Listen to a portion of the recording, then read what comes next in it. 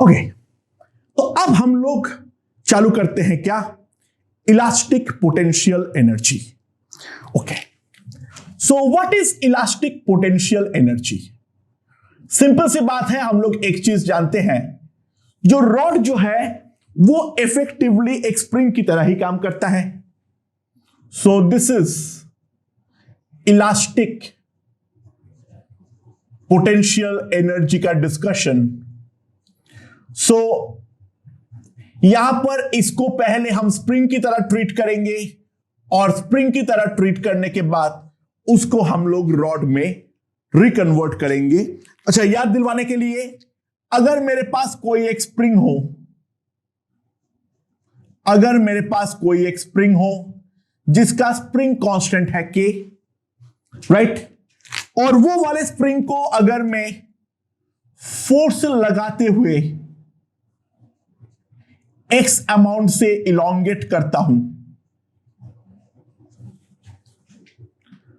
Simple सी बात है, इसके अंदर पोटेंशियल एनर्जी जो स्टोर होती है that is equals to half के एक्स स्क्वायर। याद दिलाने के लिए ये वाला फॉर्मूला मैंने लिख दिया, राइट।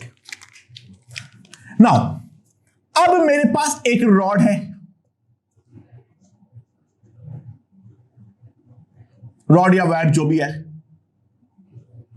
इसका क्रॉस सेक्शनल एरिया जो है वो है ए, इसका जो लेंथ है ये लेंथ है एल, इसका जो यंग्स मॉड्यूलस है वो है वाई। अब मैंने इसको फोर्स एफ से खींचा, इसको मैंने फोर्स एफ से खींचा, तो जैसे मैं फोर्स एफ से खींचूंगा तो क्या होगा, सिंपल सी बात है, इसका जो करस्पॉन्डिंग इलोंगेशन है वो इलोंगेशन मेरे पास कितना आ जाएगा, डेल्टा एल, राइट। सो इसको अगर हम करस्पॉन्डिंग स्प्रिंग की तरह ट्रीट करें तो हम जानते हैं इसका जो इक्विवेलेंट स्प्रिंग है उसका के होता है ए वाई अपॉन एल।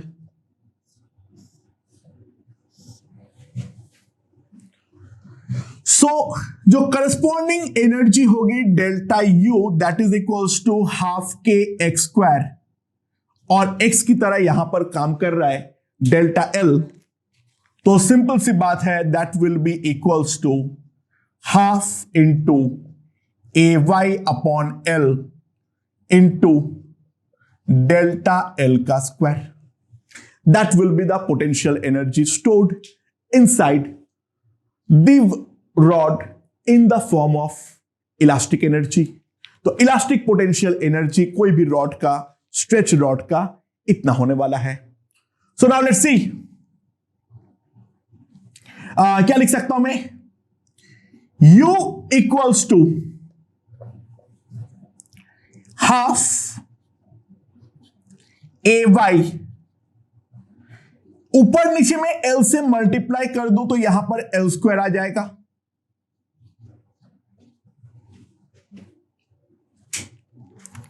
अब गौर से ध्यान देना जो मैं कर रहा हूं, ये आ गया y, यहां पर लिख दे डेल्टा एल बाई एल का whole square into A L. ध्यान देना ये स्ट्रेन है delta L by L, A into L is nothing but volume. So U by V अगर मैं निकालता हूं, this is half into Y into strain का whole square. So elastic energy stored, elastic energy stored per unit volume is equals to, मैं क्या लिख सकता हूं, half into Y into strain का होल स्क्वायर।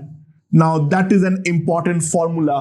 तो कोई भी अगर मेरे पास इलास्टिक रॉड है जिसके अंदर मैं स्ट्रेन डिलीवर कर रहा हूं, इसके अंदर मैं स्ट्रेन डिलीवर कर रहा हूं, तो उसके जो करस्पॉन्डिंग इलास्टिक पोटेंशियल एनर्जी होगी that will be simply half y into strain का होल स्क्वायर। नाउ स्ट्रेन में क्या लिख सकता हूं? Strain is nothing but stress by y. तो u बाई वी को मैं और एक चीज लिख सकता हूं या नहीं? स्ट्रेन की जगह पे स्ट्रेस बाई वाई लिख दो, it will be nothing but stress square by 2y। तो ये हमारा एक ऑल्टरनेट रूप है इसका। और उसी का मैं और एक ऑल्टरनेट रूप के बारे में अगर सोचूं, मैं काम कर लूं, u बाई वी हाफ, एक स्ट्रेन को मैं बाहर कर लूं और दूसरे वाले पे y इंटू स्ट्रेन लिख दूं। Now y into strain is nothing but stress, तो u by v will be equals to half into stress into strain.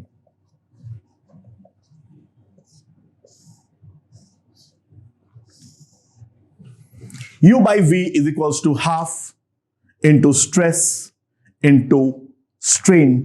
तो ये तीन जो हमारे पास इंपॉर्टेंट फॉर्मूला आया है, तीनों बेसिकली सेमी फॉर्मूला है, पर तीनों फॉर्म में हमें याद रखना है। तो एक चीज ध्यान देना, अगर मान लो मेरे पास एक रबर है और मेरे पास एक स्टील है, दोनों पर अगर मैं equal amount of force apply करूं, यानी दोनों पे मेरा जो स्ट्रेस है वो सेम है, तो जिसका यंग्स मॉड्यूलस ज्यादा उसका energy stored per unit volume definitely come होगा। यानी स्टील में हम अगर नॉर्मल फोर्स लगाते हैं तो ना के बराबर एनर्जी स्टोर होगी, बट वहीं पर अगर मैं रबर बैंड पे लगाता हूं तो इन दैट केस उस पर एक substantial amount of energy develop होगी। वहीं पे अगर मैं दोनों पे इक्वल स्ट्रेन अप्लाई करूं, तो दोनों पे इक्वल स्ट्रेन अप्लाई करने पर जिसका यंग्स मॉड्यूलस ज्यादा उसका पोटेंशियल एनर्जी भी ज्यादा। तो रबर बैंड और अगर स्टील है, दोनों पे मुझे अगर इक्वल स्ट्रेन पैदा करके छोड़ा तो इन दैट केस स्टील के अंदर एनर्जी बहुत ज्यादा होगी as compare to rubber band, क्योंकि स्टील के अंदर उतना स्ट्रेन डेवलप करना ही अपने आप में एक भयंकर टफ काम है, राइट। तो ये है हमारा बेसिक एनर्जी एनालिसिस। क्वेश्चंस देख लेते हैं एक आध, क्या है। ध्यान दो, हमने क्वेश्चन पहले किए हैं।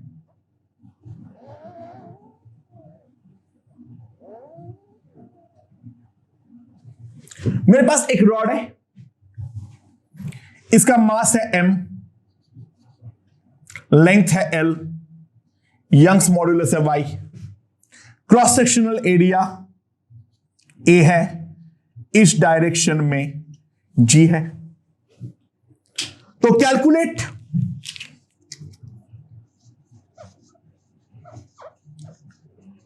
Total energy stored inside the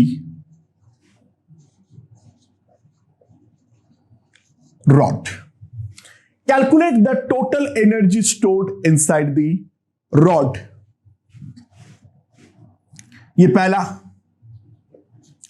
Calculate work done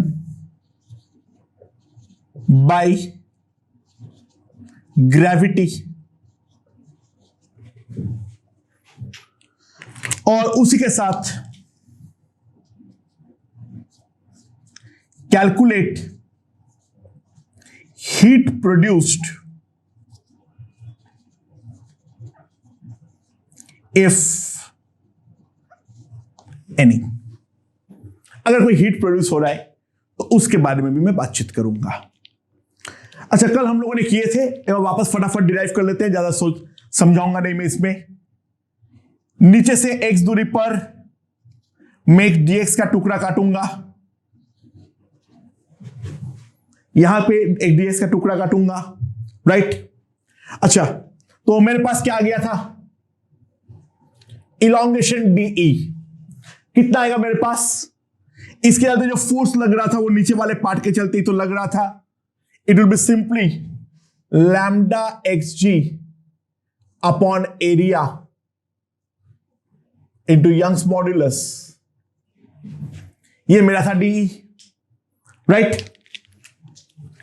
okay, तो यहां से मैं पहले एक बार टोटल इलॉन्गेशन निकाल के रख लूंगा। तो total elongation delta L will be lambda xg by ay integral x dx when x varies from 0 to L. Now lambda L को कैपिटल M लिखूंगा, तो टोटल इलॉन्गेशन जो आ जाएगा मेरे पास delta L, that will be equals to mgl by 2ay। ये मेरे पास टोटल इलॉन्गेशन आ जाएगा।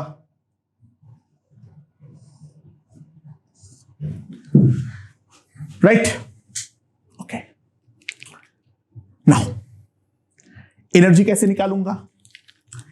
ये जो एक बहुत छोटी जगह है उसके अंदर ये स्ट्रेन है, तो जो छोटा सा एनर्जी स्टोर होगा उतनी जगह पर du by dv will be half into Young's modulus into strain square, right? So इतनी जगह पर जो एनर्जी स्टोर होगी half y lambda xg by ay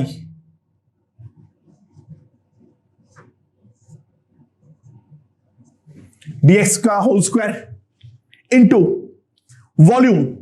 volume कितना आ जाएगा मेरे पास,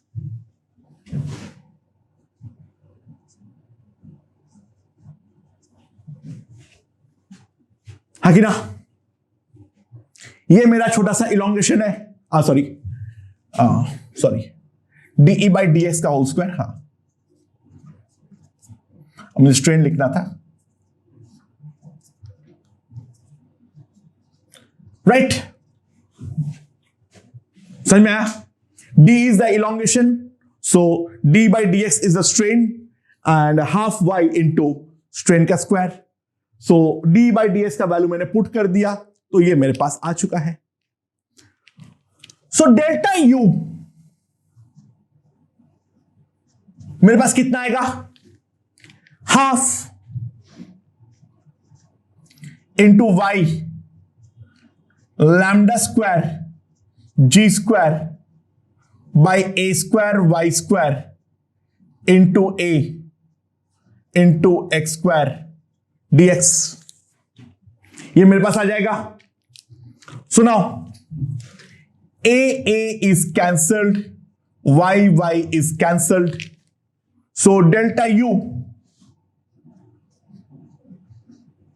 is equals to lambda square g square by 2ay into x square dx integrated from 0 to L। so कितना आएगा, अच्छा by the way lambda L equals to m, तो यहां पर कितना आ जाएगा, m square g square into L by 6ay, ये मेरे पास आ जाएगा डेल्टा यू, जो टोटल पोटेंशियल एनर्जी इसके अंदर स्टोर होने वाला है।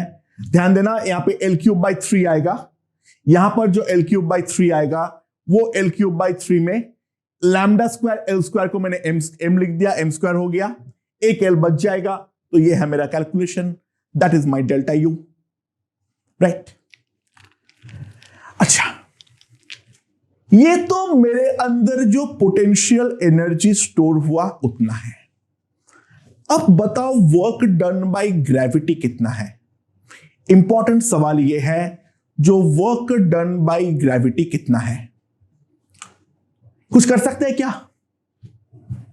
सोचो एक बार। अच्छा, कुल मिला के इस रॉड का जो सेंटर ऑफ मास है, इस रॉड का जो सेंटर ऑफ मास है, ये centre of mass delta L/2 से डेफिनेटली नीचे आया है। अगर रॉड का इलोंगेशन डेल्टा L होता है तो सेंटर ऑफ मास जितने से नीचे आता है that will be equals to delta L/2। तो centre of mass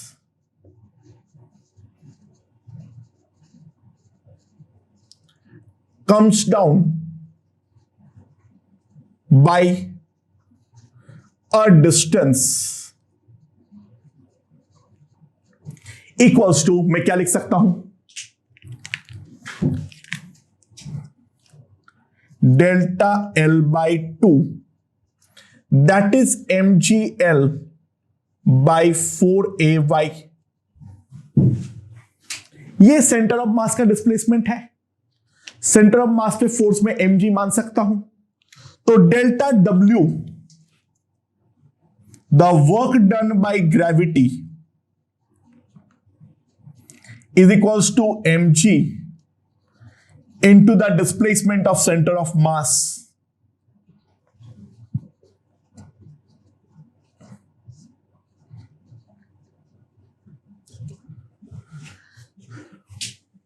so gravity ने इतना काम किया है, जिसके अंदर इतना ही एनर्जी हमारा रॉड के अंदर स्टोर हुआ है। तो सिंपल सी बात है, ध्यान देना, जो हमारा हीट प्रोड्यूस्ड होगा वो होगा जितना काम उसने किया है, क्योंकि इतना तो स्टोर हो जाना चाहिए था, माइनस जितना एक्चुअल में हुआ है। So heat produced H equals to m²g²L by 12ay। that is the amount of heat produced during the elongation of the rod। तो एक बात ध्यान देना, elongation is always exothermic and compression is always loading यानी elongation, यानी इसको जब मैं खींचूंगा तो हीट हमेशा प्रोड्यूस होगी, और जब मैं इसको अनलोडिंग करूंगा यानी धीरे धीरे मैं इसका फोर्स को कम होने दूंगा, वो प्रोसेस हमेशा एंडोथर्मिक है। समझ में आया? यानी एक बात ध्यान देना, loading is always exothermic, unloading is always endothermic। Okay, तो बेसिक स्ट्रेस स्ट्रेन का जो रिलेशन है और हमारे पास जो इलास्टिक पोटेंशियल एनर्जी होती है उसके बारे में चर्चा हम लोगों ने कर चुके हैं। एक इंपॉर्टेंट रिलेशन में अभी डिराइव करूंगा, ठीक है, बट मोटे मोटे तौर पे क्या करना है आई होप यहां पर समझ में आ गया होगा। चलो फिर चालू करते हैं, एक आध क्वेश्चन देख लेते हैं। ओके दोस्तों, तो देखो ध्यान दो, मेरे पास एक रॉड है, ठीक है, मासलेस रॉड है, इसको मैंने कांस्टेंट फोर्स F से खींच रहा हूं, इसका लेंथ है L, यंग्स मॉड्यूलस है Y, और जो करस्पॉन्डिंग क्रॉस सेक्शनल एरिया है वो है y. So calculate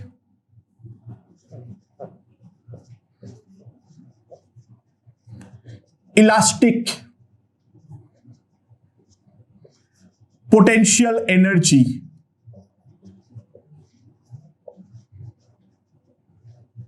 stored. Calculate the elastic potential energy stored. दूसरा,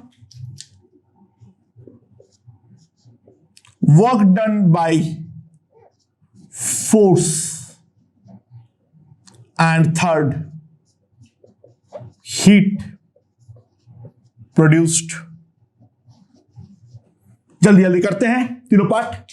पहला, डेल्टा एल सिंपली कितना आएगा, हम जानते हैं this will be equals to F L by A Y. ये मेरे पास डेल्टा एल आएगा, right. So U by V half into Y into delta L by L का whole square, energy stored per unit volume. So U equals to half y a square y square into volume, that is equals to AL. Okay, so कितना आ जाएगा मेरे पास, this A is cut, y is cut, तो U आ जाएगा मेरे पास f square L by 2AY. ये है हमारा एनर्जी स्टोर्ड, राइट. इतना पोटेंशियल एनर्जी हमारा स्टोर हुआ है. अच्छा, ये वाला फोर्स जो लग रहा है, मैं एक्सटर्नल फोर्स तो कांस्टेंट ही लगा रहा हूं, और ये वाला जो हमारा पॉइंट ऑफ एप्लीकेशन है, वो point of application definitely delta L amount से नीचे आया है. ये जो हमारा पॉइंट ऑफ एप्लीकेशन फोर्स है, वो डेफिनेटली मेरा डेल्टा एल से नीचे आया है. सो work done delta W is the force applied into the displacement of point of application of force, that is F into delta L. Now delta L का value हमारे पास simply कितना आ जाएगा, FL by AY. तो delta W मेरे पास आ जाएगा F square L by AY. ये मेरे पास आ जाएगा डेल्टा W. एंड थर्ड, जो हमारा हीट प्रोड्यूस्ड होगा वो कितना होगा, that is nothing but delta W minus U, that will be equals to FL square by 2AY. यानी सिंपल सी बात है, अगर कांस्टेंट फोर्स है, मासलेस रॉड है, तो एग्जैक्टली जो हमारी आधी एनर्जी है वो हमारा हीट के फॉर्म में जाएगा, और बाकी आधी जो है वो हमारा सिस्टम का पोटेंशियल एनर्जी के फॉर्म में स्टोर होने वाला है. जितना वर्क मैं करूंगा, आधी जाएगी हीट में, आधी जाएगी पोटेंशियल एनर्जी में. और क्या क्वेश्चन आ सकता है इसके रिगार्डिंग, चलो देख लो. सिंपल सी बात है, अब मेरे पास अगर मान लो एक रॉड है,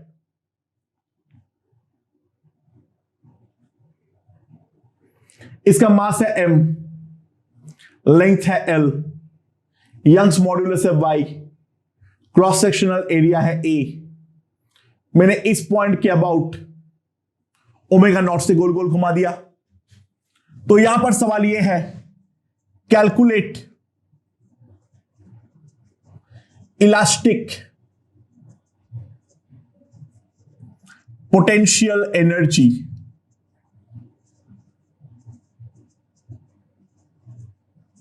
stored.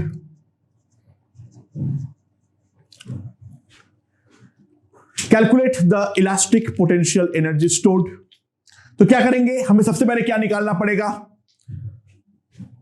यहां से कोई भी जनरल डिस्टेंस r पर मुझे एक dr का टुकड़ा काटना है, और उसके करस्पॉन्डिंग जो मुझे टेंशन है, वो टेंशन T मुझे निकालना पड़ेगा. टेंशन T को मैं कैसे निकालूंगा, ये जो टेंशन T है वो मेरा बचा हुआ पार्ट का सेंट्रीपेटल फोर्स प्रोवाइड कर रहा है घुमाने के लिए। तो क्या आ जाएगा मेरे पास,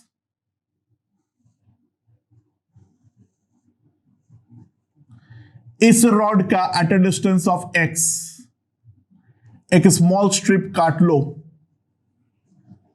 ऑफ लेंथ dx, राइट। तो इसका जो dm होगा corresponding, that will B lambda into dx।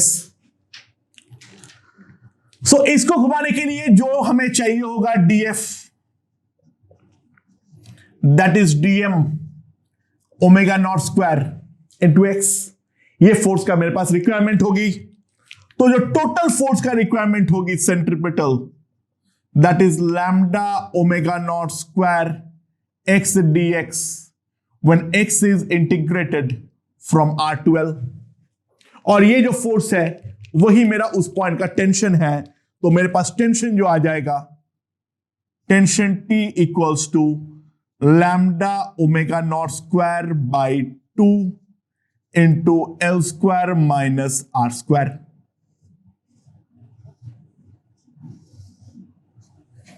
Right ना, अब जो मैं ये टुकड़ा काटा हूं, ये मेरा टेंशन है, तो मेरा करस्पॉन्डिंग स्ट्रेस क्या आएगा, stress will be simply T by A.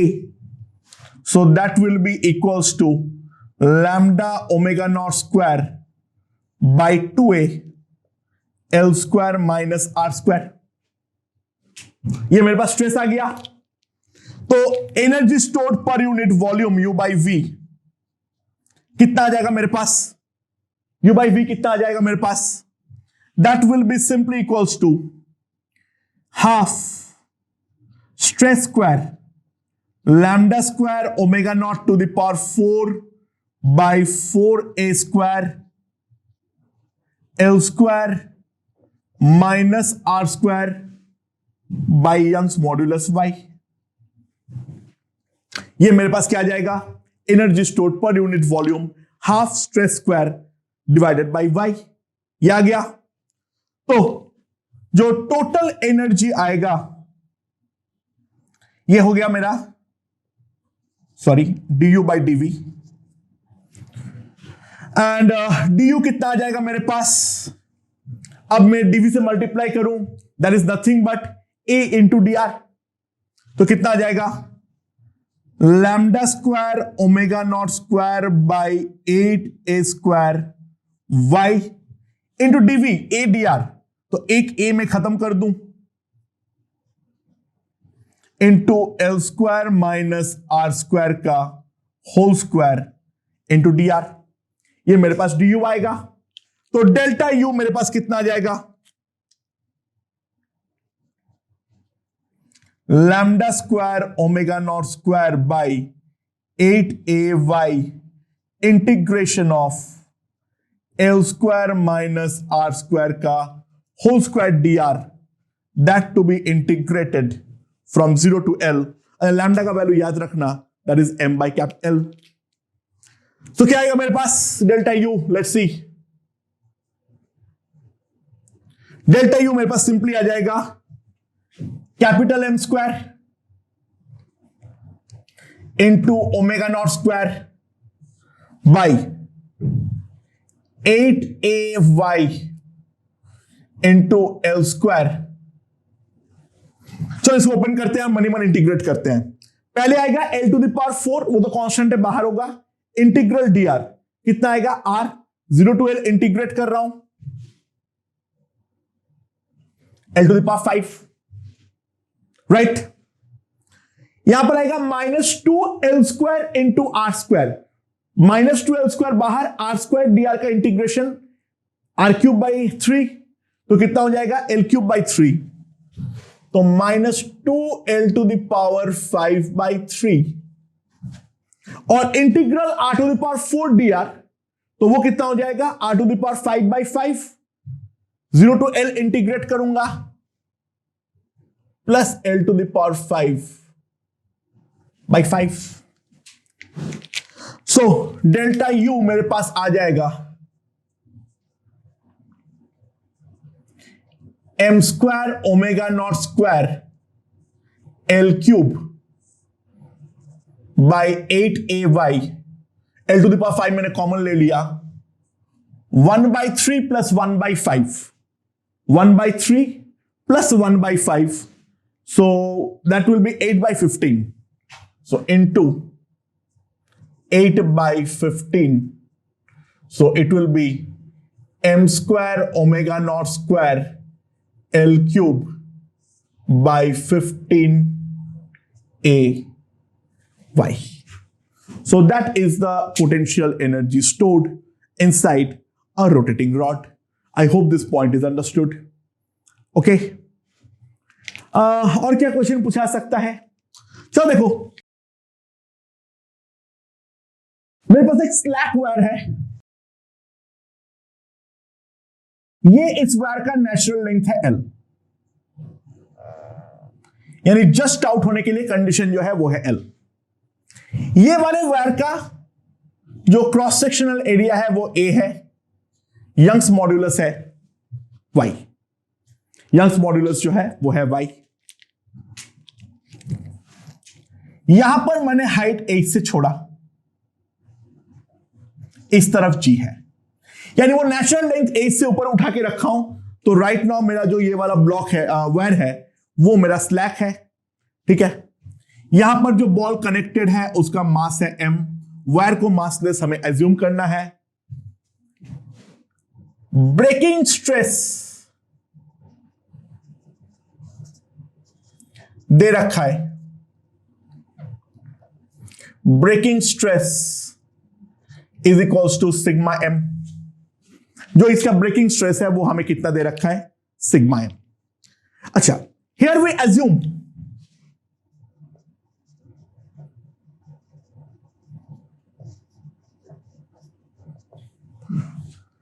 ये हम लोग एज्यूम कर लेते हैं जो यहां पर कहीं पर कोई हीट इन्वॉल्व नहीं है, तो सवाल बहुत सिंपल है, calculate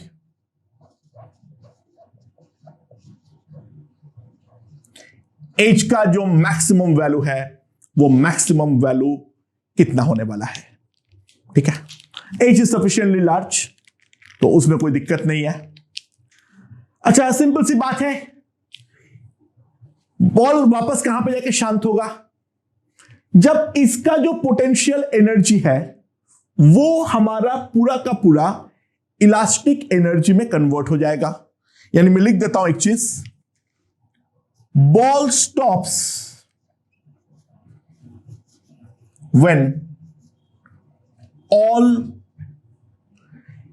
gravitational potential energy gets converted to elastic potential energy। तो मान लो स्ट्रेन जो प्रोड्यूस हो रहा है वापस स्टॉप होने पर, तो ऑब्वियसली बात है झटके से जब वो रुकेगा और झटके से जब वो उसको करना पड़ेगा तो तभी जाके रुकेगा जहां पर क्या होगा, बेसिकली हमारा फाइनल स्ट्रेन क्रिएट होगा, वहीं पे जाके रुकेगा। वो फाइनल स्ट्रेन को मैंने मान लिया delta L by L, right.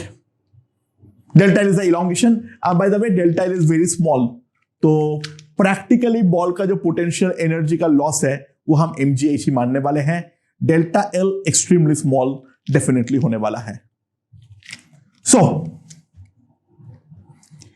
mgh half into y into delta L by L का whole square into AL, potential energy stored per unit volume, ठीक है, उसको मैंने वॉल्यूम से मल्टीप्लाई कर दिया। सो सिंपल सी बात है, जो डेल्टा L बाई L का होल स्क्वायर आएगा that will B 2 mgh by ALy। So delta L by L ये आ जाएगा।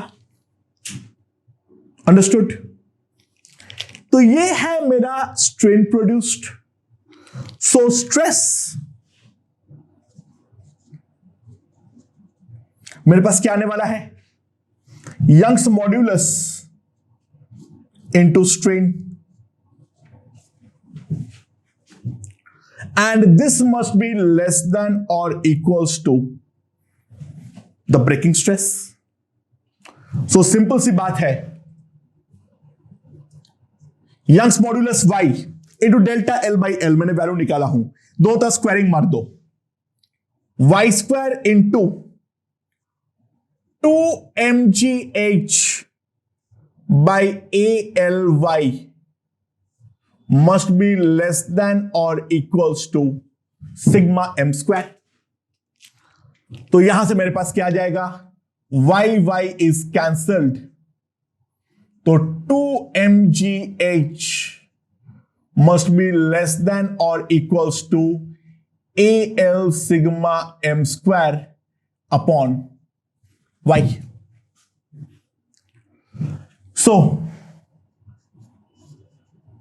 H will be less than AL sigma m square by 2mgy.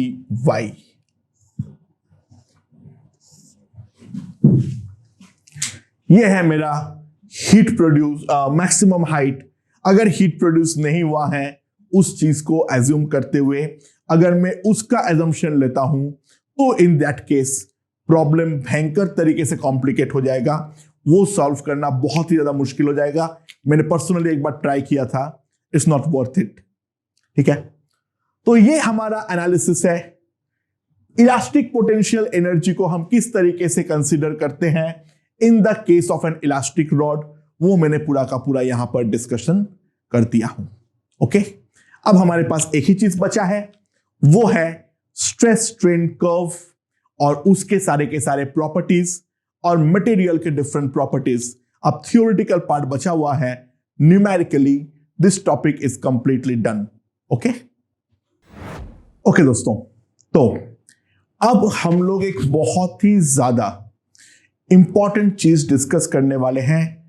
बहुत सारे बुक्स में अजीबोगरीब तरीके से इसको एक्सप्लेन करते हैं, कोई भी जगह पर मुझे इस चीज का बहुत ज्यादा ढंग का और कंप्लीट एक्सप्लेनेशन मिला नहीं था। ठीक है, तो मैं अब जो टॉपिक डिस्कस करने वाला हूं, मैं बहुत शांति से पढ़ाऊंगा, बहुत धीरे धीरे आराम से एक एक चीज एक्सप्लेन करूंगा। जो मैं बोलूंगा वो कॉपी पेन लेके नोट डाउन करते रहना। स्ट्रेस और स्ट्रेन का जो कर्व होता है, this is called the engineering curve. यानी अगर हम कोई एक बॉडी है जो नेचुरल लेंथ पे है, अब अगर हम धीरे धीरे उसके ऊपर स्ट्रेस को बढ़ाते रहे तो हम क्या ऑब्जर्व करेंगे, उस चीज का ग्राफ को मैं कंप्लीटली एनालाइज करूंगा, एक एक पॉइंट एनालाइज करूंगा। याद रखना, टर्म्स जो मैं बताऊंगा उनके बीच में हमें कहीं पर भी कंफ्यूज नहीं होना है। Okay, so let's start one by one. अब तुम्हारे सामने आ रखा है स्ट्रेस स्ट्रेन ग्राफ। मैं ये वाला ग्राफ ड्रॉ किया हूं फॉर बेसिकली हमारा स्टील के लिए, right. First have a look, then we will explain. ठीक है, एकदम स्टार्टिंग में पॉइंट ओ से, जब बिना कोई स्ट्रेस था, बिना कोई स्ट्रेन था, वहां पर मैं जैसे जैसे बॉडी में स्ट्रेस अप्लाई करूंगा, यानी फोर्स अप्लाई करूंगा, तो स्ट्रेस जनरेट होगा एंड उसके करस्पॉन्डिंग मेरा स्ट्रेन भी जनरेट होगा। इनिशियली कहीं पर भी मैं अगर देखूं,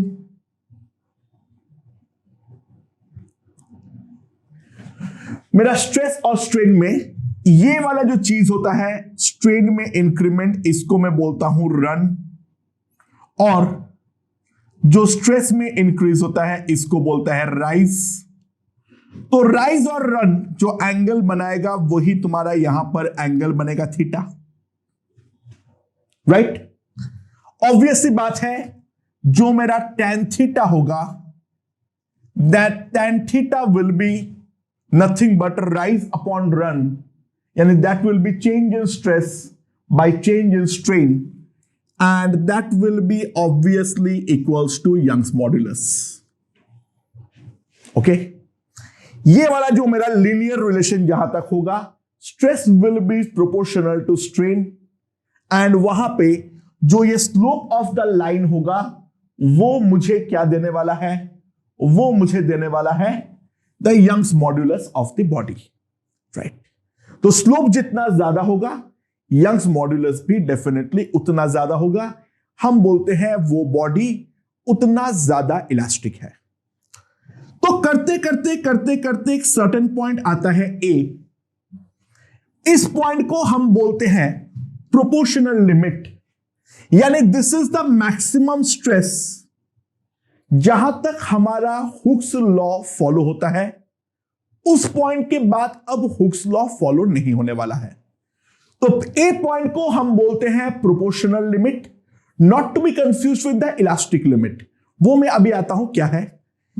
ए पॉइंट है वो लास्ट पॉइंट जहां पर हुक्स लॉ हमारा फॉलो होता है, यानी रन और राइज जो है वो डायरेक्टली आपस में प्रोपोर्शनल होता है। अब ए पॉइंट के बाद में धीरे धीरे धीरे धीरे जैसे जैसे स्ट्रेस बढ़ाऊंगा, अभी भी बॉडी मेरा इलास्टिक रहेगा, लेकिन स्ट्रेस और स्ट्रेन में जो प्रोपोर्शनैलिटी वाली रिलेशन है वो प्रोपोर्शनैलिटी वाली रिलेशन खत्म हो जाएगी। ठीक है, यहां पर एक नॉन लीनियर रिलेशन होगा स्ट्रेस और स्ट्रेन के बीच में, तो हमें एक छोटा सा जोन मिलता है ए टू बी। बॉडी अभी भी इलास्टिक है, यानी यहां पर अगर मैं मान लो कोई भी जनरल पॉइंट पे अपना स्ट्रेस को रिलीज कर देता हूं तो बॉडी वापस अपना पुराना पोजीशन को रिगेन कर लेता है। ठीक है, तो स्ट्रेस स्ट्रेन कर्व में ए बी जो जोन होता है वो A B zone elastic zone ही है, बस प्रोपोर्शनल जोन नहीं है, यानी वहां पर हमारा हुक्स लॉ ओबे नहीं होगा। बी पॉइंट जो होता है उसको हम बोलते हैं क्या, yield point, and B to C इसको हम बोलते हैं यील्ड जोन। ये यील्ड जोन जो है वो हर मटेरियल में देखने को नहीं मिलता है, लेकिन स्टील के केस में वो यील्ड जोन काफी ज्यादा प्रोमिनेंट सा है। यानी यील्ड जोन जो है वो बेसिकली क्या है, without any change of stress, strain में अचानक से एक बदलाव सा आ जाता है, स्ट्रेन में अचानक से एक बदलाव सा आ जाता है, यानी बी टू सी मेरा यील्ड जोन है और उसके करस्पॉन्डिंग जो स्ट्रेस होता है उसको हम लोग बोलते हैं यील्ड स्ट्रेस या फिर the limit of elastic stress. Body उस पर्टिकुलर स्ट्रेस के बाद इलास्टिक नहीं रहने वाला है। बेसिकली यहां पर क्या होता है, जो हमने डिस्कस किए थे, जो सॉलिड्स बहुत छोटे छोटे स्प्रिंग से जुड़े हुए हैं वो हम मान सकते हैं, यहां पर जाने के बाद वो सारे स्प्रिंग्स अचानक से टूटता है, तो बॉडी के लेंथ में अचानक से हमें एक इंक्रीज देखने को मिलता है। स्ट्रेस में कोई बदलाव नहीं आता है, यानी रेस्टोरिंग फोर्स में कोई बदलाव नहीं आता है, बट स्ट्रेन जो है वो अचानक से हमारा बदल जाता है। सो ये जो अप टू सी है इसको हम बोलते हैं इलास्टिक जोन। ठीक है, ये B to C basically transition है इलास्टिक जोन से खत्म करते हुए प्लास्टिक जोन में एंटर करने के लिए। B to C is basically the transition. Steel के केस में वो ट्रांजिशन बहुत ही ज्यादा ग्रेजुअल होती है, लेकिन अगर मान लो तुम सॉफ्ट आयरन को लेकर करोगे, you will see that transition is very rapid, यानी प्रैक्टिकली बी और सी पॉइंट जो है वो हमारा कन्वर्ज कर जाता है, हमें यील्डिंग मिलती नहीं है। तो नॉर्मली यील्डिंग जो है उसके लिए देखा जाता है, जो पॉइंट ऑफ यील्डिंग है बी से जो मेरा प्रोपोर्शनल वाला लाइन है उस लाइन के पैरेलल अगर मैं ड्रॉ करता हूं तो लगभग जो हमारा स्ट्रेन आता है वो 0.2% यानी 0.002 आता है। लगभग ये हर मटेरियल के लिए ट्रू है। अमेजिंगली वो थोड़ा मटेरियल इंडिपेंडेंट प्रॉपर्टी है। ठीक है, सो ध्यान देना क्या क्या डिस्कस कर लिए हैं। A is the proportional limit, जहां तक क्या हुआ है stress is proportional to strain and rise versus run को डिवाइड करते हुए हमारे पास आ जाएगा यंग्स मॉड्यूलस। ए से बी जाने के दौरान इलास्टिक जोन में अभी भी है, लेकिन वहां पे हमारा यील्ड पॉइंट एनकाउंटर होगा। ए टू बी हमारा प्रोपोर्शनलिटी नहीं रहेगी, वहां पे कोई कर्व तरीके से आगे बढ़ेगा एंड बी पॉइंट पे आने के बाद अचानक से बिना स्ट्रेस के बदलाव में हमारा स्ट्रेन के वैल्यू में एक ऑल ऑफ अ सडन हमें राइज मिलने वाला है। ओके, सो यहां पर जो है वो क्या है, स्ट्रेस और स्ट्रेन में रिलेशन देखें। सी पॉइंट के बाद हमारा प्लास्टिक जोन चालू हो रहा है। अब बॉडी जो है उस बॉडी में जो अपना लोड है उस लोड को अगर विड्रॉ भी कर लेता हूं तो भी मान लो मैं इस पॉइंट पे आने के बाद मैंने अचानक से बॉडी में जितना भी लोड डाला था, फोर्स डाला था एक्सटर्नल, उसको मैं विड्रॉ करता हूं तो बॉडी अपना नेचुरल लेंथ को वापस रिगेन नहीं कर सकता है। तो देखने के लिए क्या करना है, जिस पॉइंट पे हमने छोड़े वहां पर ये प्रोपोर्शनलिटी वाले लाइन पे पैरेलल लाइन ड्रॉ करो तो we will get a certain strain. Body का लेंथ परमानेंटली उतना बढ़ जाएगा क्योंकि बॉडी अब प्लास्टिक जोन पे एंटर कर चुका है। तो प्लास्टिक जोन पे एंटर कर जाने के कारण बॉडी अपना लेंथ को पुरानी वाली कंप्लीटली रिगेन नहीं कर पाएगा। तो जो परमानेंटली जितना स्ट्रेन डेवलप हो गया that is called the permanent set. लेकिन प्लास्टिक जोन में एंटर करने के बाद भी हमारा स्ट्रेस जो है वो धीरे धीरे बढ़ेगा, लेकिन अब हमारा प्लास्टिक जोन पे स्ट्रेन जो है वो तेजी से बढ़ेगा। यानी ध्यान देना, यहां पर ग्राफ जो है हमारा कॉन्केव अप से अब धीरे धीरे कॉन्केव डाउन बनता जाएगा और कॉन्केव डाउन बनते हुए एक पॉइंट डी आएगा जहां पर बॉडी में मैक्सिमम स्ट्रेस डेवलप होने वाला है। यहां पर बॉडी में जाके मैक्सिमम स्ट्रेस डेवलप होता है। This is called the ultimate stress. इससे ज्यादा स्ट्रेस हमारा मटेरियल प्रैक्टिकली कभी भी झेल नहीं सकता है। अच्छा, बाय द वे थियोरेटिकली कोई भी बॉडी इनफाइनाइट लेंथ तक बढ़ सकता है। वो जो स्ट्रेस स्ट्रेन ग्राफ है उसको लेके हम बिल्कुल भी चिंतित नहीं है। This is the engineering stress and stress strain curve. यानी जो अगर हम एक्सपेरिमेंट करेंगे तो हमें जो एविडेंस मिलेगा, यानी यहां पर जाके वो पहली बार मैक्सिमम अमाउंट ऑफ स्ट्रेस होगा एंड यहां पर जो क्रिएट होती है उसको हम बोलते हैं नेक फॉर्मेशन। यानी हमारा पास कोई बॉडी था,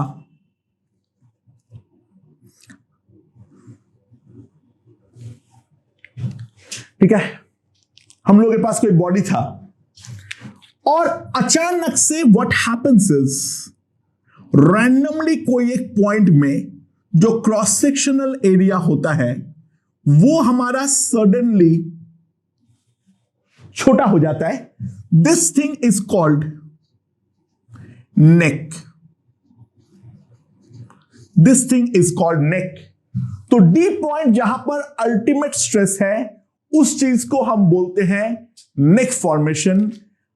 अब इसके फर्दर भी मैं अगर लोडिंग को बढ़ाने का ट्राई करूंगा तो स्ट्रेस तो बढ़ेगा ही नहीं, उल्टे में ये नेक जो है वो हमारा तेजी से छोटा होता रहेगा, लेंथ हमारा तेजी से बढ़ेगा, लेकिन उसमें नेक जो है वो हमारी पतली होती रहेगी, पतली होती रहेगी।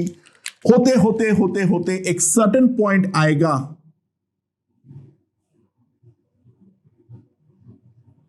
जहां पर बस एक पॉइंट से वो चीज टिका हुआ रहेगा और जैसे थोड़ा सा और चेंज, वो पॉइंट है ई। दिस इज द रप्चर और द फ्रैक्चर पॉइंट। इसको रप्चर भी बोलते हैं, इसको फ्रैक्चर भी बोलते हैं। This is the fracture point. And इसके बाद मैं जैसे ही थोड़ा सा भी और लोडिंग बढ़ाने का ट्राई करूंगा तुरंत वो रॉड जो है वो हमारा दो हिस्से में टूट जाएगा। क्योंकि देखो इंजीनियरिंग कर्व में ये आने का मेन रीजन ये है, जो हर जो स्ट्रक्चर्स होते हैं, हर जो एक रॉड है उसमें परफेक्टली सिमेट्रिक स्ट्रक्चर्स नहीं होते हैं। हर स्ट्रक्चर के अंदर एक वीक पॉइंट होता है। वो वीक पॉइंट को पकड़ते हुए, वो वीक पॉइंट पहले से प्रेडिक्टेबल नहीं है। जब हमें आईआईटी के अंदर एक्सपेरिमेंट कराया था तो बेसिकली वीक पॉइंट को फिक्स करने के लिए रॉड में एक जगह पे थोड़ा कीले मार देता था, छोटा सा हैमर से थोड़ा सा कीले को हिट कर देता था, तो वहां पे एक छोटा सा गड्ढा सा बन जाता था and that would have acting as a rupture point. क्योंकि रप्चर पॉइंट बाकी अनप्रेडिक्टेबल रहता है, वो कहां पर होगा हम कह नहीं सकते हैं। ये ग्राफ हमने असली में ड्रॉ किए थे, जो बड़े बड़े मशीन्स होते हैं वो करोड़ों में आती है, तो वो जो मशीन है उस मशीन पे अगर हम ड्रॉ करते हैं तो ये प्रॉपर ग्राफ हमारे पास बन के आ जाता है। और ई पॉइंट पे जो स्ट्रेस हमारे पास रिकॉर्ड होता है that is called the breaking stress. And उसके बाद मैं हल्का सा ही बढ़ाने जाऊंगा तो टूट जाएगा। और जो इसमें अगर इस लाइन के पैरेलल में ड्रॉ कर दूं तो लगभग हमें ये जो मिलेगा that is going to be the final length. Break होने के बाद जो हमें फाइनल लेंथ मिलेगा वो फाइनल लेंथ हमें इस वाले पॉइंट से मिल जाएगा। तो that is the explanation regarding the stress strain curve. बस ये वाला जो मैंने ग्राफ किया हूं वो मैं स्टील के लिए किया हूं, वरना मुझे ये बीसी रीजन मिलता नहीं। बीसी रीजन हर जगह पे एग्जिस्ट नहीं करता है, वो स्टील के लिए ही सबसे ज्यादा प्रोमिनेंट होता है।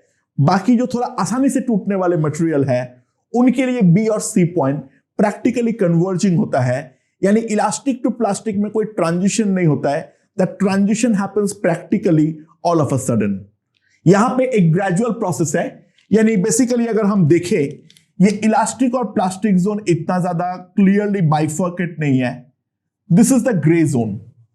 यहां पे बॉडी में अभी भी इलास्टिसिटी के प्रॉपर्टीज है, लेकिन थोड़े बहुत प्लास्टिक प्रॉपर्टीज अब डेवलप होना चालू हो रहा है। तो ये जो ट्रांजिशन है that is called basically the yielding. YIELDING नीचे लिखा हुआ है, ये शांति से नोट डाउन कर लेना। और अब मैं कुछ स्पेसिफिक टर्म्स डिस्कस करूंगा, इनको लेकर बच्चों के मन में बहुत ही ज्यादा डाउट होता है, यार मेरे मन में तो था। एंड सच बात तो यह है, जब मैंने जेईई एडवांस दिया था मेरा ये फंडा क्लियर बिल्कुल भी नहीं था, क्योंकि मुझे किसी ने बताया नहीं था ये सारी बातें। ठीक है, बस ये सारी बातें हमें ध्यान रहना चाहिए। ओके, अब टर्म्स में हम लोग क्या क्या देखेंगे। पहला टर्म देखेंगे रिजिडिटी या फिर इलास्टिसिटी। अच्छा, तो फर्स्ट टर्म के करस्पॉन्डिंग हमारा सिंपल पहचान है, यहां पर स्ट्रेस है, यहां पर स्ट्रेन है। ठीक है, रिजिडिटी या फिर इलास्टिसिटी किसका ज्यादा है कैसे देखोगे। अगर दो मटेरियल है ए और बी, ये एंगल बनाता है अल्फा, ये एंगल बनाता है बीटा। सो इसका यंग्स मॉड्यूलस है YA, इसका यंग्स मॉड्यूलस है YB। YA equals to tan beta, YB equals to tan alpha. तो डेफिनेटली एक चीज देख सकते हैं, अल्फा ग्रेटर देन बीटा है, सो YA is greater than YB। ठीक है, तो हम सिंपली एक चीज बोलेंगे, A इज मोर रिजिड और इलास्टिक देन B। ठीक है, यह है रिजिडिटी और इलास्टिसिटी। अच्छा, अगला होता है स्ट्रेंथ ऑफ द मटेरियल। कौन सा मटेरियल स्ट्रॉन्ग है, कौन सा मटेरियल वीक। अच्छा हाँ, ध्यान देना, इसमें एक प्रॉब्लम है, लोग इसको इलास्टिसिटी के साथ कंफ्यूज करते हैं। नहीं, देखो अल्टीमेटली ये डिपेंड करता है स्लोप के ऊपर। जो इसका इलास्टिक स्ट्रेंथ जो होता है वो डिपेंड करता है सिग्मा ई के ऊपर, राइट। यानी मैं सिंपली एक चीज बोल रहा हूं, this is more Y implies more rigid। और इलास्टिक स्ट्रेंथ के लिए मैं लिखता हूं more sigma E implies more strength. अच्छा, कोई भी बॉडी ये पॉसिबल है जो कि वो कम इलास्टिक हो, लेकिन मेरे यानी कम रिजिड हो, लेकिन उसका स्ट्रेंथ ज्यादा हो. देख लो,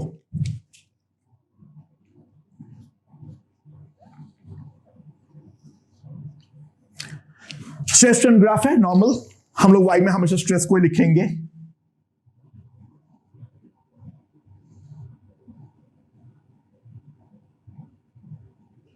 ऑब्वियसली ये वाला बॉडी को अगर मैं ए बोलता हूं, ये वाला बॉडी को अगर मैं बी बोलता हूं, तो ऑब्वियसली बात है ए इज मोर इलास्टिक और rigid than B. That's obvious. लेकिन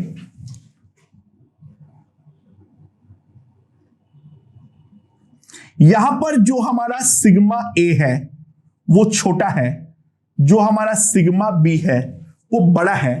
तो sigma B greater than sigma A implies B is stronger than A.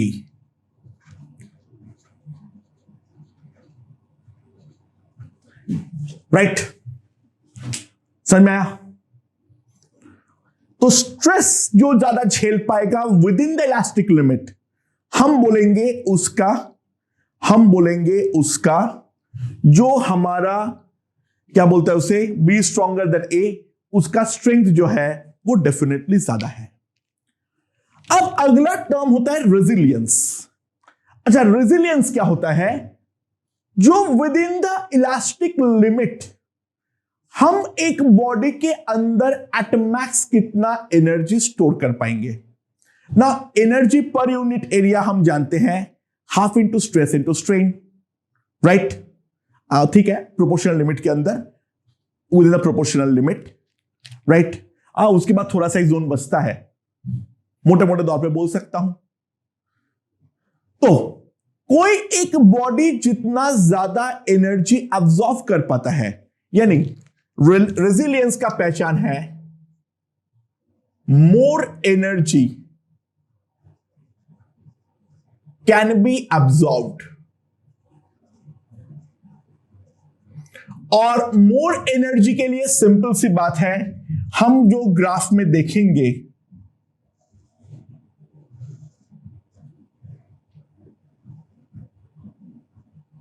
ये अगर हमारा है तो सिंपल सी बात है,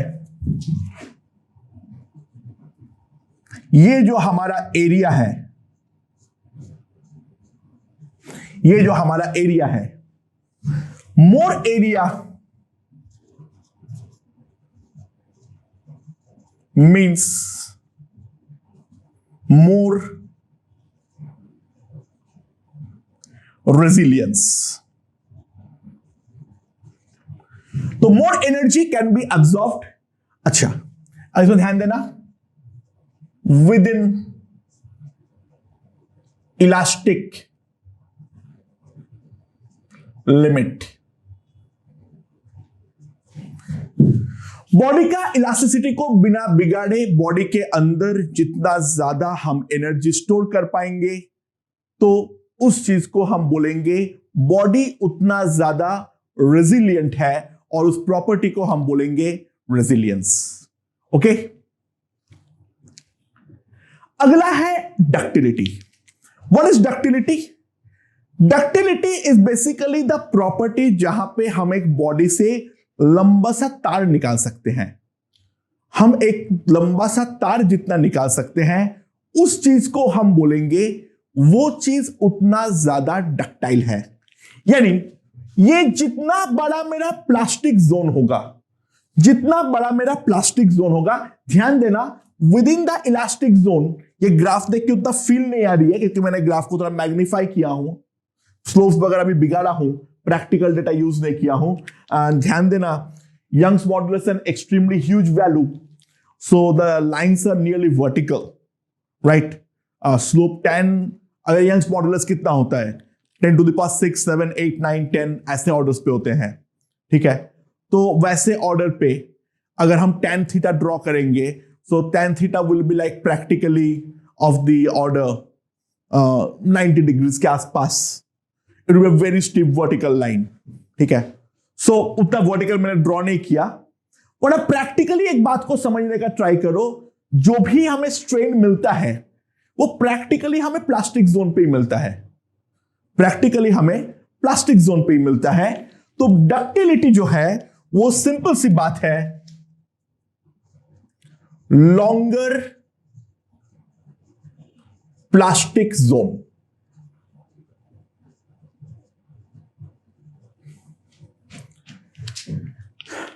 ठीक है, and brittleness is nothing but the exactly उल्टा ऑफ डक्टिलिटी. जो ज्यादा डक्टाइल होगा वो कम ब्रिटल होगा, और जो कम डक्टाइल होगा वो ज्यादा ब्रिटल होगा. यानी जिसका प्लास्टिक जोन लंबा है, जैसे फॉर एग्जांपल हमारा स्टील का प्लास्टिक जोन लंबा होता है as compare to soft iron. So simple सी बात है, steel is more ductile and soft iron is basically very very brittle. जो कि तुम प्रैक्टिकली भी सोच सकते हो, जो हमारे जो लंबे लंबे तार होते हैं वो स्टील के बनते हैं, जबकि जो हमारा सॉफ्ट आयरन होते हैं उससे हम नॉर्मल बार मैग्नेट्स बनाते हैं, उससे कभी भी हम तार बनाते हुए हमें देखोगे नहीं. तो स्टील में बड़े बड़े अगर हमें लेंथ्स चाहिए देन वी यूज स्टील. ठीक है, तो that is more ductile and it is definitely less brittle. तो जिसका प्लास्टिक जोन का लेंथ हमारा ज्यादा होगा, it is going to be more ductile because it is going to give us a higher strain. That means इसका जो length है वो काफी ज्यादा लंबे दूरी तक हम बढ़ा सकते हैं. Gold is highly ductile. ठीक है, लेड जो है that is also sorry lead is very less ductile. It is very very brittle, is very soft. ठीक है, तो ध्यान देना, अगर मैं दो ग्राफ ड्रॉ करूंगा,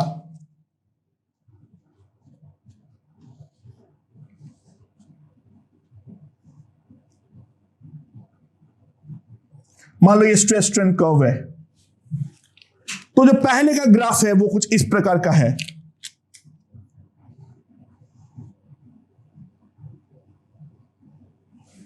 ये हमारा स्टील का ग्राफ होता है इस प्रकार का, एंड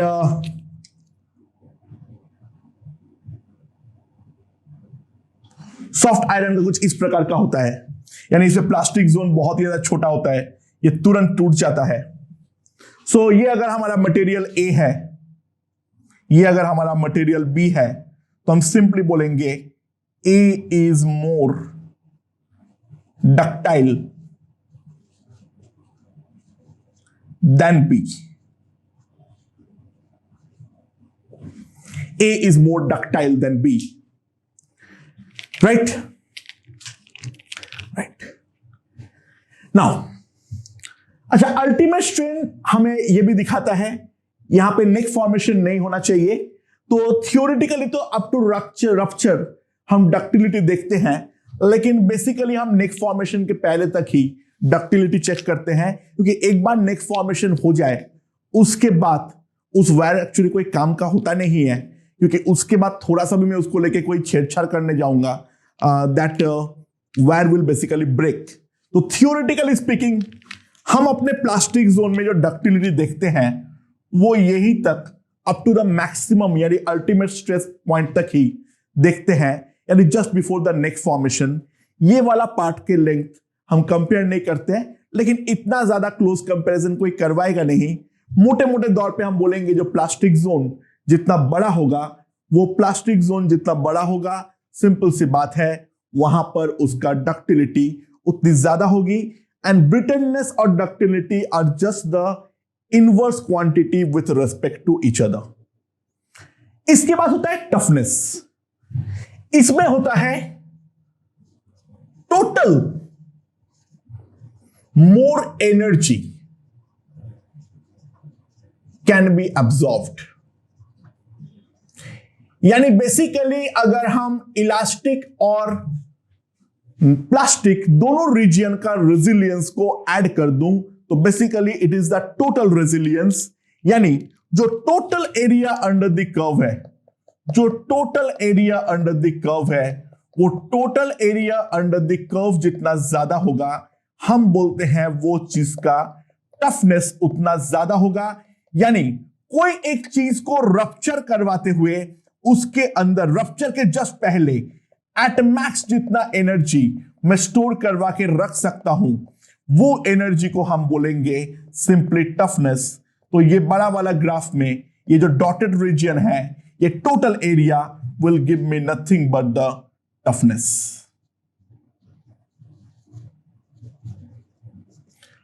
अच्छा, एक टर्म होता है मैलिएबिलिटी, जिसके साथ इस ग्राफ का कोई संबंध नहीं है।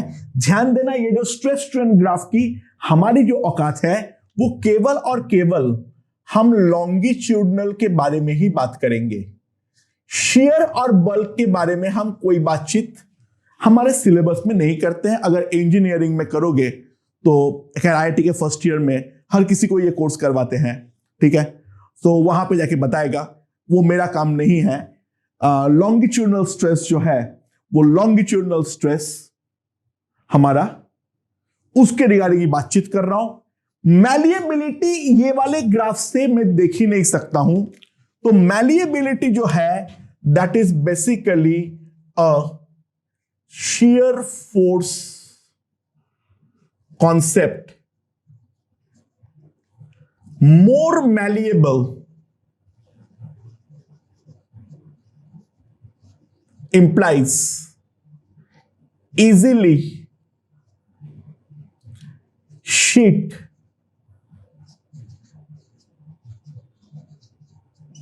formation। जो चीज जितना मैलिएबल होगा उसके पतले शीट्स यूजिंग, देखो पतले शीट बनाने के लिए हमें शेयर फोर्स लगाना पड़ेगा। तो जो आसानी से हमारा शीट बनाता है तो उसको हम बोलते हैं it is more malleable. Gold is highly malleable, gold is also very highly ductile. अच्छा, इसके मतलब ये मत समझना अच्छा सर तो मैलिएबल होगा तो डक्टाइल भी होगा, नहीं नहीं नहीं नहीं नहीं, नहीं ऐसे नहीं बोल रहा हूं। गोल्ड डक्टाइल मैलिएबल दोनों है, but lead is a brittle but highly malleable। Lead का में shear force जो है, वो shear force आसानी से झेल पाता है और अच्छे शीट बना पाता है, लेकिन longitudinal force झेलने में हमारा जो लेड है वो बहुत ज्यादा बुरा है। इनफैक्ट लेड में हम नाखून से स्क्रैच भी कर सकते हैं, उसमें कोई खास प्रॉब्लम नहीं है। तो lead is actually very brittle but is highly malleable. So malleable हम इस ग्राफ से डिस्कस कर ही नहीं सकते हैं। It's a shear force concept, और जितना ज्यादा मैलिएबल होगा उतना आसानी से हम उसके पतले पतले लंबे लंबे शीट्स बना सकते हैं। तो ये जो टर्म्स है वो टर्म्स हमें मालूम रखना है।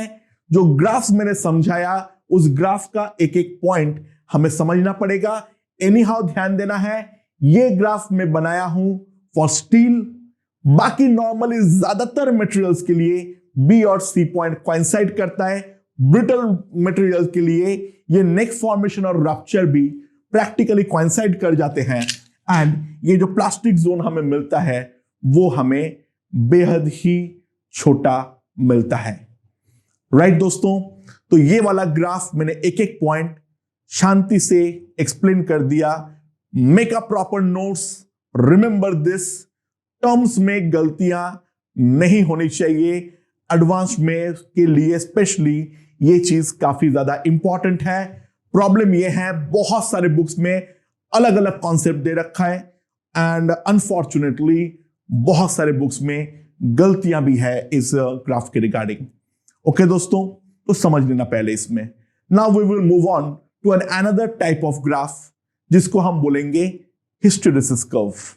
राइट है दोस्तों, तो अब हम लोग हिस्टेरेसिस कर्व पे जाते हैं।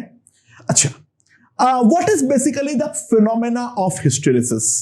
अगर हमें कोई पूछे तो ध्यान देना, the response of strain with respect to stress is not always instantaneous.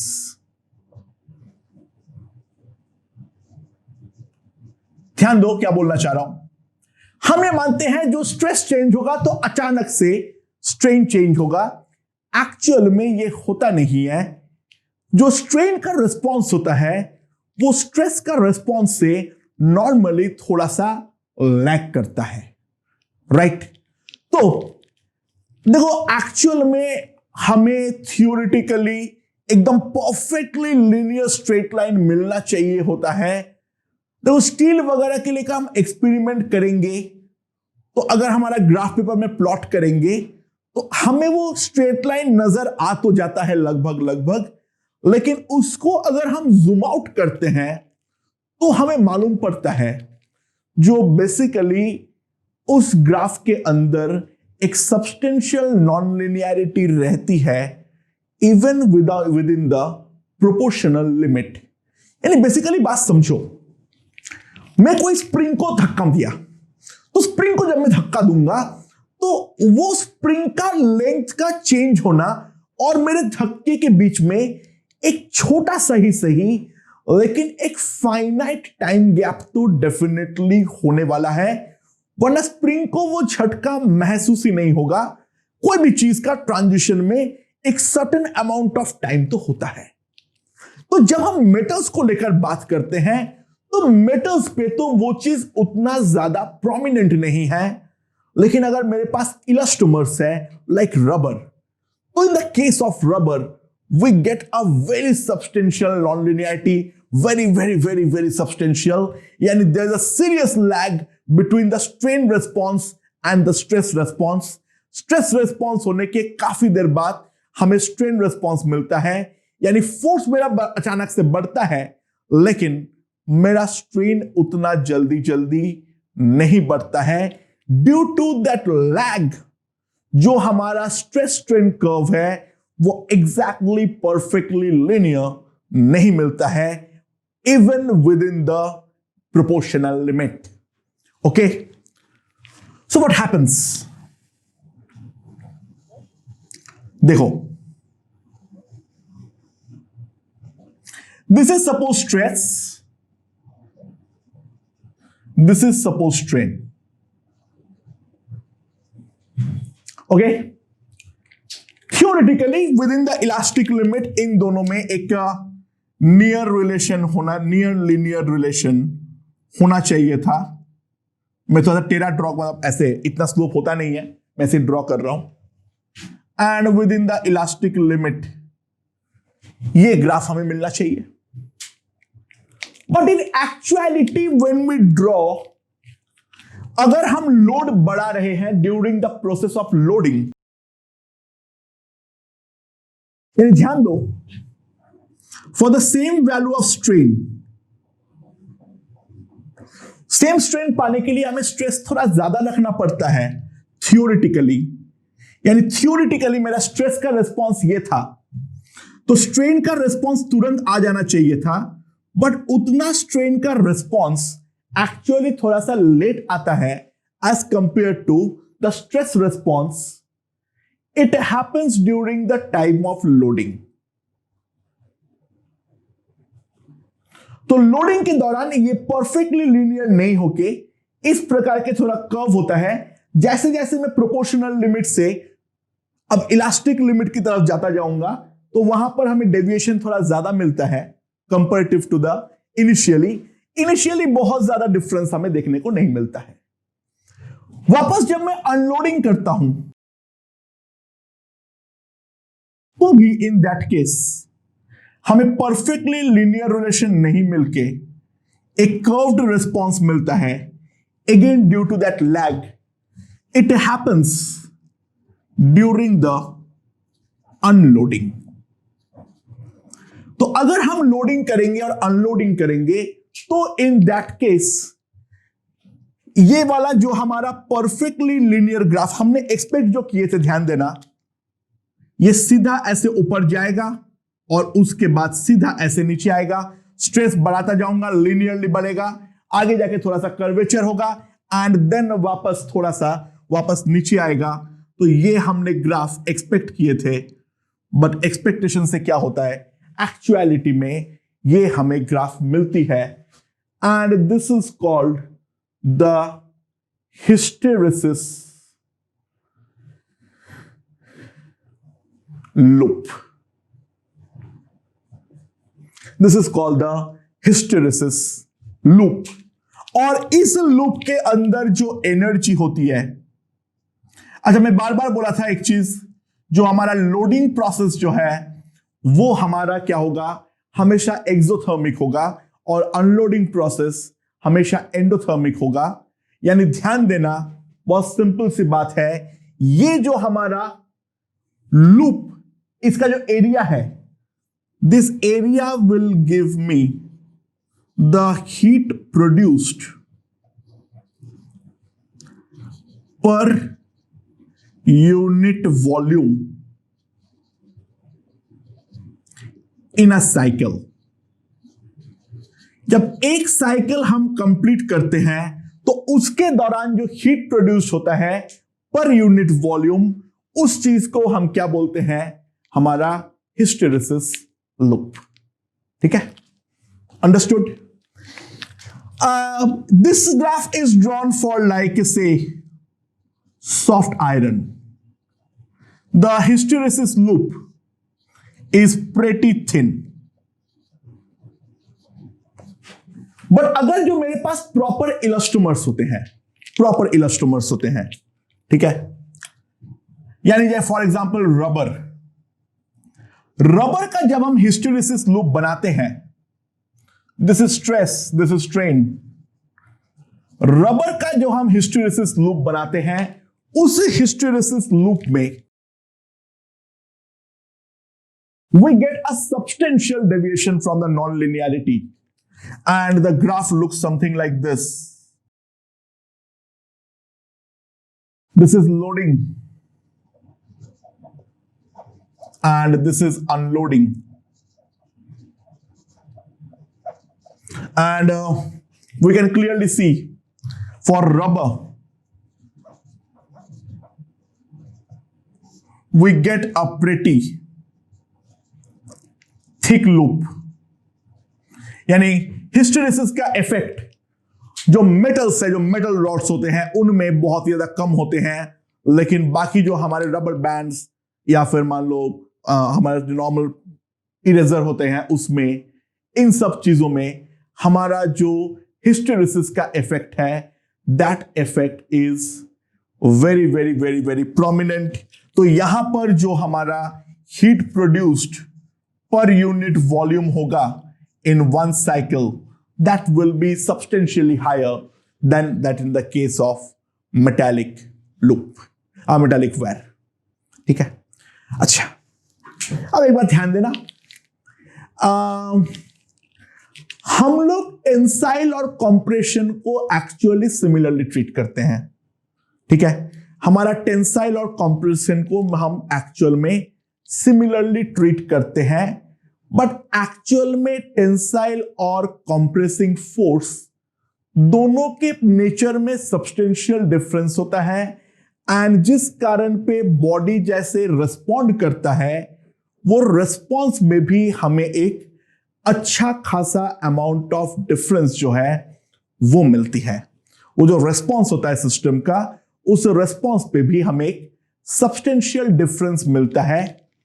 तो ध्यान देना, मैं बस एक ग्राफ ड्रॉ कर दे रहा हूं क्योंकि हमारे सिलेबस में एज सच नहीं है, बस थोड़ा सा। अगर मैं बाई डायरेक्शनल स्ट्रेस स्ट्रेन देखूं, this is stress, this is strain,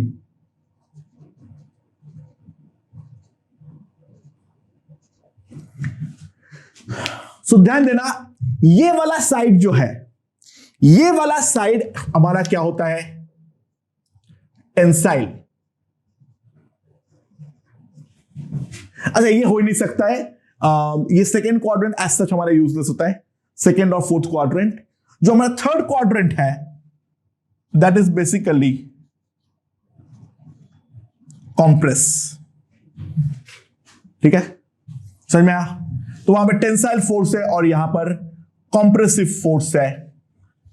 तो थियोरेटिकली तो हम लोग दोनों चीज को सेम मानते हैं। तो हम तो मानते हैं दोनों तरफ ऐसे ही परफेक्टली लीनियर रिलेशन मिलेगा, ठीक है, लेकिन एक्चुअल में ये होता नहीं है। इसमें हमें अगर टेंशन और कंप्रेशन दोनों को मैं सब्सटेंशियली एक साइकिल में करूं तो इन that case this is during the loading and during the unloading also. So try to understand the main issue regarding this. जब हमारा स्ट्रेस जीरो होता है तो भी एक्चुअल में स्ट्रेन जीरो होता नहीं है। We have to apply, actually उस पर थोड़ा नेगेटिव स्ट्रेन डेवलप हो जाता है in the case of zero stress during the loading and during the unloading strain बच जाता है even after the stress is removed. And अगर मैं टेंसाइल और कॉम्प्रेसिव दोनों में एक स्ट्रेस में करूं, दोनों में एक साइकिल पे देखूं, तो this will be the corresponding hysteresis loop, यानी वो परफेक्टली ओरिजिन के थ्रू पास नहीं करता है, उसमें थोड़ा बहुत स्ट्रेन और स्ट्रेस लोडिंग और अनलोडिंग के केस में बच जाता है। टेंसाइल और कॉम्प्रेसिव प्रॉपर्टी एक्चुअल में सॉलिड्स के लिए डिफरेंट होता है, यानी परफेक्टली स्प्रिंग तो होते नहीं है। हमारे जो पोटेंशियल एनर्जीज के ग्राफ्स होते हैं वो परफेक्टली सिमेट्रिक नहीं होते हैं, so they respond differently and that's why हमें इस प्रकार का हिस्टोरिसिस मिलेगा अगर हम टेंशन और कंप्रेशन दोनों को एक साथ देखने को जाए इन दैट केस। तो ओके दोस्तों, हम इलास्टिसिटी का चैप्टर यहीं पे समाप्त करते हैं। हमने एक एक पॉइंट यहां पर डिस्कस कर चुके हैं। इसके सारे जितना भी क्वेश्चन मैं कराया हूं they are very important profile questions, तो उनको ढंग से देखना दोस्तों। एंड काफी बाकी आसान चैप्टर है, ठीक है। मैं जितना क्वेश्चंस कराया हूं वो अगर ढंग से समझ लोगे तो इसके बाहर कोई भी और प्रोफाइल के क्वेश्चंस नहीं आएगा। वैल्यूज चेंज होंगे, थोड़ा बहुत सिचुएशन में चेंज आएगा, लेकिन मेन जो हमारा पॉइंट ऑफ व्यू रहेगा वो हर क्वेश्चन में इतना ही सीमित रहने वाला है। अदरवाइज को सिलेबस के बाहर पूछना पड़ेगा। हाँ, इंजीनियरिंग में इस चैप्टर के स्कोप जो है वो इनफाइनाइट है, बट एनी हाउ वो करना हमारा यहाँ पे कोई मतलब ही नहीं बनता है। ओके दोस्तों, थैंक यू।